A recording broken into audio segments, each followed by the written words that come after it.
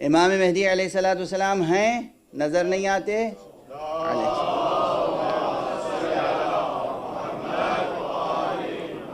اور ان کی ولایت نافذ بظاہر نظر نہیں آتی۔ ان سے قبل ائمہ تشریف رکھتے تھے بظاہر، یہ تو غیب میں ہے، وہ بظاہر تشریف رکھتے تھے مگر ان کی ولایت غیب میں تھی، خود حاضر تھے مگر ولایت غیب میں تھی۔ امیر المومنین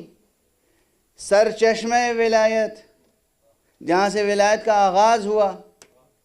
تشریف فرما تھے مگر ولایت ان کی بظاہر نافذ نظر نہیں آتی تھی۔ سبب کیا تھا؟ دوسرے مفکرین، محققین، باحثین، ریسرچرز جو کچھ بھی پڑھیں، لکھیں، سمجھیں، سمجھائیں اپنی جگہ،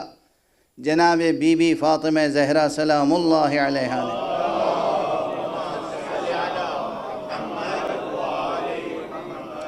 اپنے ایک خطبے میں،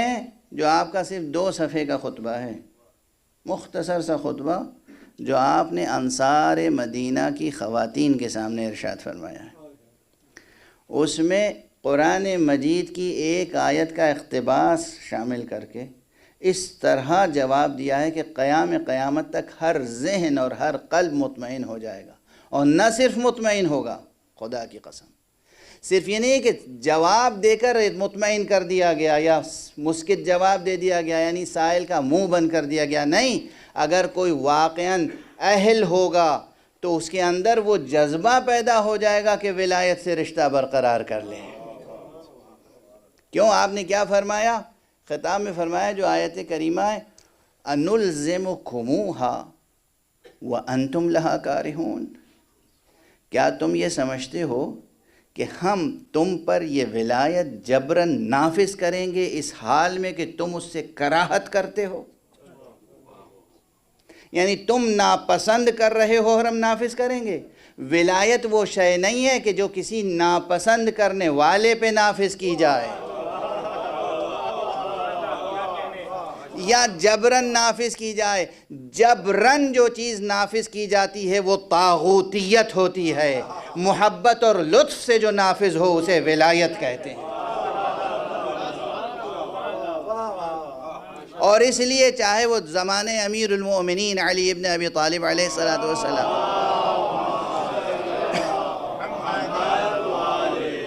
چاہے دوسرے ائمہ کا زمانہ ہو، اور چاہے آج ہمارے امام عصر عجل اللہ تعالی فرجہ الشریف کا زمانہ ہو،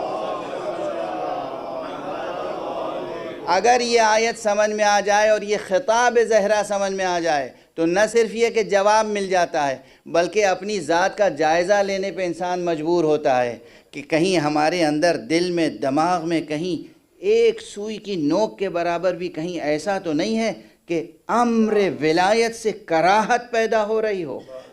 کہیں کسی امر مولا سے ناپسندیدگی پیدا ہو رہی ہو، جو رشتہ قطع ہو چکا ہے۔ اگر ہم ہمتاً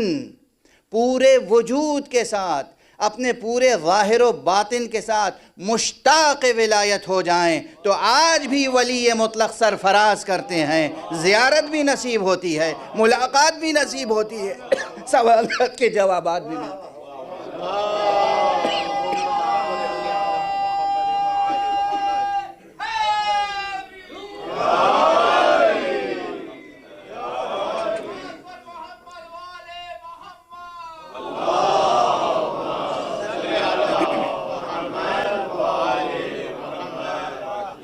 اور فرمایا آپ نے، بس میری گفتگو ختم ہو گئی، تمام ہو گئی۔ یہ اتنا بڑا مسئلہ بی بی نے کس طرح حل کیا؟ کس نے حل کیا؟ بی بی فاطمہ زہرا سلام اللہ علیہا۔ اگر یہ مقام سمجھ میں آ جائے، اگر یہ مقام سمجھ میں آ جائے اور ہم سراپا شوق بن جائیں، ہم سراپا اشتیاق بن جائیں کہ پروردگار ہمیں تیرے حکم اور تیرے اقتدار اور تیری ولایت کے علاوہ کسی کی ولایت درکار نہیں، پروردگار ہمیں تیرے اولیاء کے علاوہ کسی کا دامن نہیں تھامنا ہے، پروردگار ہمیں تیرے برحق ولی عصر کے علاوہ کسی کے آگے سر نہیں جھکانا ہے، تو آج امام ظہور بھی فرما سکتے ہیں، اور اگر سب کے لیے ظہور نہ ہو تو کم سے کم اس شخص کے لیے ظہور ہوتا ہے جو طلبگار ہو جائے۔ اور فرما رہے ہیں آپ، سب کے لیے ظہور نہیں ہوتا مگر مقدس اردبیلی کے لیے ہوتا ہے، سب کے لیے ظہور نہیں ہوتا مگر علامہ حلی کے لیے ہوتا ہے، سب کے لیے ظہور نہیں ہوتا مگر مہدی بحر العلوم کے لیے ہوتا ہے۔ کیوں ہوتا ہے؟ یہ وہ ہیں کہ جو سراپا شوق، سراپا اشتیاق، سراپا عرفان، سراپا ولایت کے لیے ان کے اندر ذوق موجود ہے، قدردانی موجود ہے، کراہت نہیں ہے، ناپسندیدگی نہیں ہے، تأمل نہیں ہے، تردد نہیں ہے، بلکہ اشتیاق اور طلب ہے۔ تو اگر بی بی کا یہ خطبہ اور اس کا صرف یہ آخری فقرہ ہمارے آپ کے ذہنوں میں رہ جائے تو ہم دعا کرتے ہیں انشاءاللہ پروردگار ہم سب کو توفیق عطا فرما کہ ہم تیرے احکام، تیرے اقتدار اور تیری ولایت کو قبول کر سکیں